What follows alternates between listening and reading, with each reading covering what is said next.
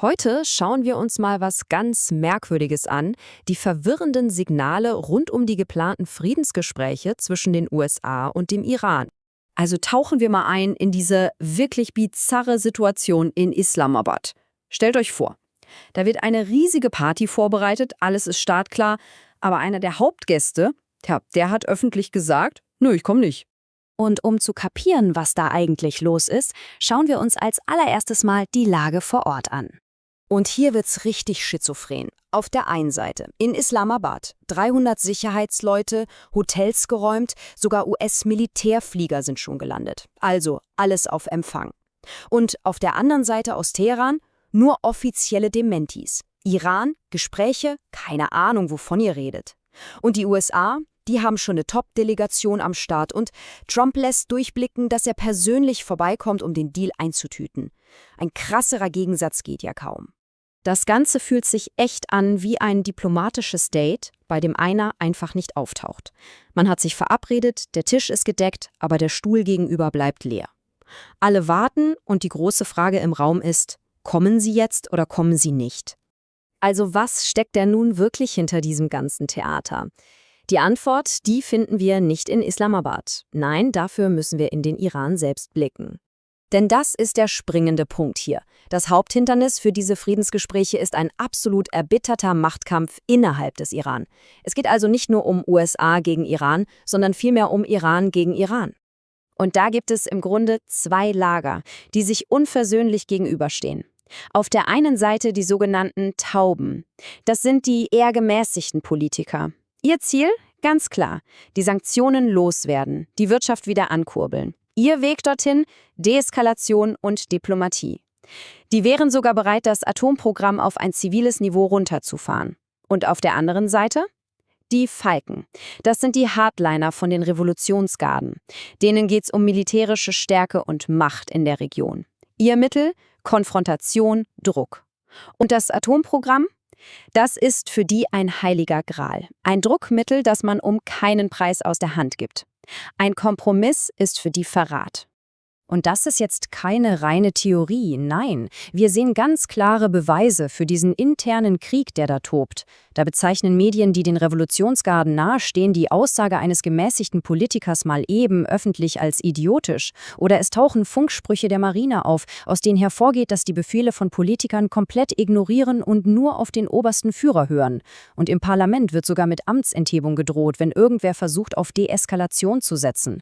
So wird natürlich ein riesiger Nebel der Verwirrung erzeugt, um einfach nur Zeit zu schinden.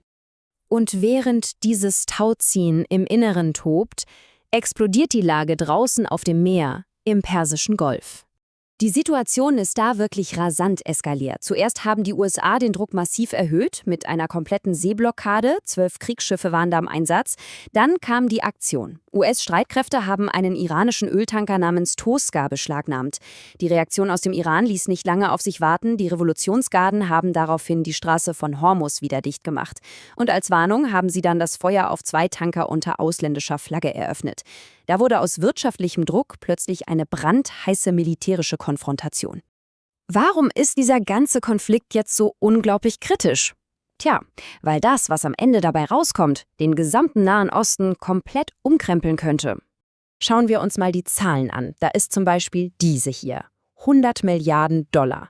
Das ist der geschätzte Wert von iranischem Vermögen, das auf Banken rund um den Globus eingefroren ist. Von Südkorea bis nach Japan. Ein riesiger Batzen Geld, der die iranische Wirtschaft quasi über Nacht wiederbeleben könnte. Und dann diese Zahl, 4 Millionen. Das ist die Anzahl an Barrel Öl, die der Iran pro Tag verkaufen könnte, wenn die Sanktionen fallen würden. Das würde den Weltmarkt regelrecht fluten.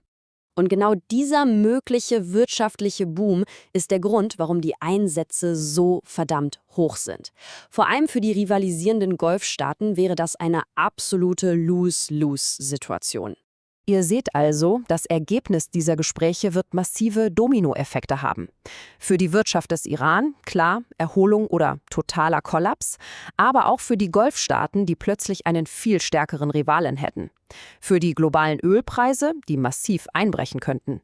Und natürlich für die Stabilität der ganzen Region, Stichwort nukleare Verbreitung. Und das bringt uns zur absoluten Urangst bei der ganzen Sache. Ein nukleares Wettrüsten am Golf. Denn sollte der Iran tatsächlich eine Atomwaffe entwickeln, hat Saudi-Arabien geschworen, sofort nachzuziehen. Und das wäre der Beginn eines absolut furchterregenden Wettrüstens. Okay, es steht also extrem viel auf dem Spiel. Wie könnte denn ein möglicher Deal, ein Weg zum Frieden überhaupt aussehen? Hier haben wir mal eine Übersicht über die wichtigsten Knackpunkte. Beim Nuklearstopp wollen die USA 20 Jahre, der Iran nur 5. Ein Kompromiss könnte also bei 10 bis 12 Jahren liegen. Bei den Sanktionen wollen die USA den Druck aufrechterhalten, der Iran will, dass alles sofort aufgehoben wird. Wahrscheinlich wäre hier eine schrittweise Aufhebung.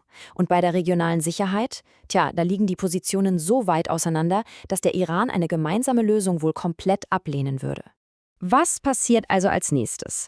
Trotz all der Dementes aus Teheran stehen die Chancen, dass der Iran doch zu den Gesprächen erscheint, bei 95%. Warum? Aus reiner wirtschaftlicher Verzweiflung. Die Alternative, der totale wirtschaftliche Ruin, ist für das Land einfach nicht tragbar. Die Wahrscheinlichkeit, dass die Falken die Gespräche komplett zum Scheitern bringen, liegt dagegen nur bei geringen 5%. Und das lässt uns mit einer letzten, ziemlich provokanten Frage zurück. Wenn eine Nation so sehr mit sich selbst im Krieg liegt, kann sie dann überhaupt jemals wirklich Frieden mit dem Rest der Welt schließen? Das größte Hindernis für einen Deal könnte also nicht der Gegner von außen sein, sondern der Feind im Inneren. Das war's für heute mit dieser Analyse.